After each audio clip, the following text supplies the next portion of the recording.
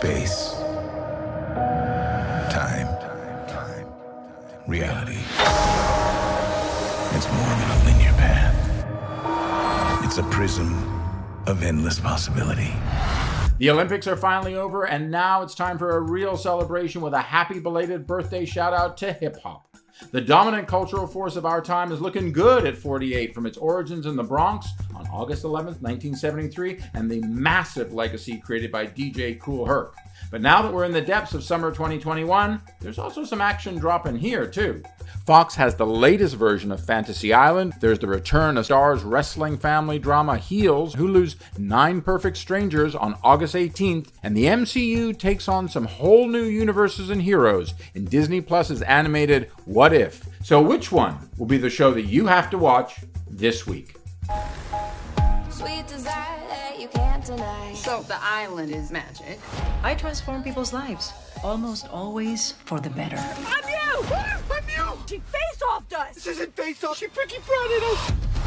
If you were plunked down in front of the TV in the late 1970s and early 1980s, Ricardo Montalban's Mr. Rourke and Hervé Villechaise's Tattoo were the iconic conduits to Fantasy Island, which everyone tuned in for. Well, the remarkable retreat where dreams come true is back with Rourke on Tuesday nights, and though in this case it is Rosalind Sanchez as the great niece of the OG, and there is a tattoo too, literally, in the new series, which is actually more of a sequel than a reboot or a revival. Devious Maids vet Sanchez beams network star, and the approach seems strong in theory. Unfortunately, with a few contemporary tweaks, this Fantasy Island is kinda landlocked.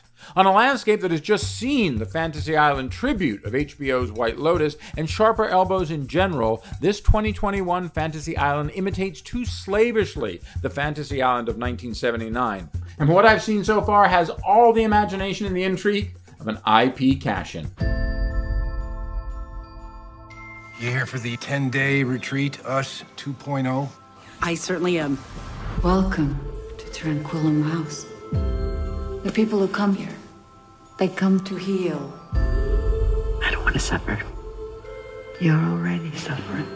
Regrouping the winning Big Little Lies team of Nicole Kidman, David E. Kelley, and author Liane Moriarty and Hulu's 9 Perfect Strangers seems like as much of a sure thing as you can get nowadays. Add Melissa McCarthy, Samara Weaving, Regina Hall, Michael Shannon, and more to the mix in this tale of a 10-day encampment at a mysterious retreat overseen by Kidman's Russian-accented role, and it's a TKO, right? Well, perhaps on paper, but in execution, the limited series based on Moriarty's 2018 novel is, as my grandmother used to say, all over the shop. Launching with a trio of episodes next week and then dropping more every subsequent week, the 8-episode 9 Perfect Strangers never really lingers on any of the broken and busted characters long enough to make any sort of impression. And as mysterious as the wellness retreat is, and as Kidman's Iron Hand in a Velvet Glove character is, there just isn't enough of the Oscar and Emmy winner here. And that's a very imperfect result. Yeah, peace. I love peace. I'd be out of a job with peace.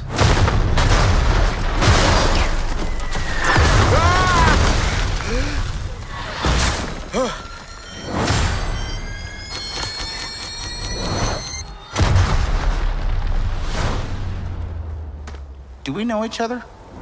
When I was a kid, I used to love Marvel's What If comics, with the Watchers' tales of alternative universes and outcomes such as Captain America not getting caught in the ice in World War II, Gwen Stacy never dying, and Loki picking up Thor's hammer.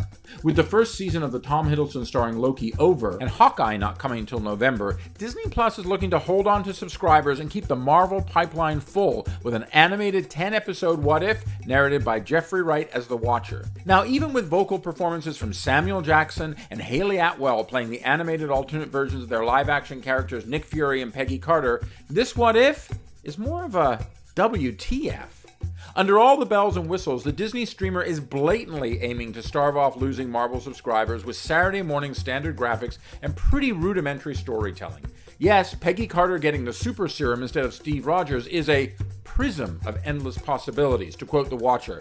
But few are explored here, with the first Avenger being a woman. Now, having said that, hearing the late, great Chadwick Boseman's voice in the second episode as T'Challa is invigorating and so sad simultaneously. The resulting reshuffling of both the mythologies of Black Panther and the Guardians of the Universe is, well, fun-ish. But even with T'Challa becoming Star-Lord in what should have been a romp, the plot is lost if it was ever actually there to be found, which is a real drag in what could have been such a spry series. So if you're looking for muscular storytelling and star power, then Stars as Heels, that's the show that you have to watch this week. I will be king. Your dad built a cathedral to a local pastime. And you, they're coming tonight because they trust me to tell them a better story than what they have to live with every day. Coming off nearly a decade playing Oliver Queen on Arrow, a wickedly ambitious Stephen Amell is king of the ring in this fortuitous team-up with Loki boss Michael Waldron, ostensibly refereeing the battles both in and outside of the ring of two brothers played by Amell and Hunger Games alum Alexander Ludwig, and the legacy of the small-town Georgia Wrestling League created by their father. The Mike O'Malley show-run Heels is a scraped and broken-bone take on the pursuit of the American dream and American celebrity. Yeah, Heels can drag a bit, but secret weapons of Alan Maldonado, Mary McCormick, and a kick-ass Kelly Berglund take the fight, fictional and otherwise, to our assumptions of who we are and who we want to be. With the political becoming the personal, and who is really the good guys and who is really the bad guys becoming much more shades of gray than simply black and white.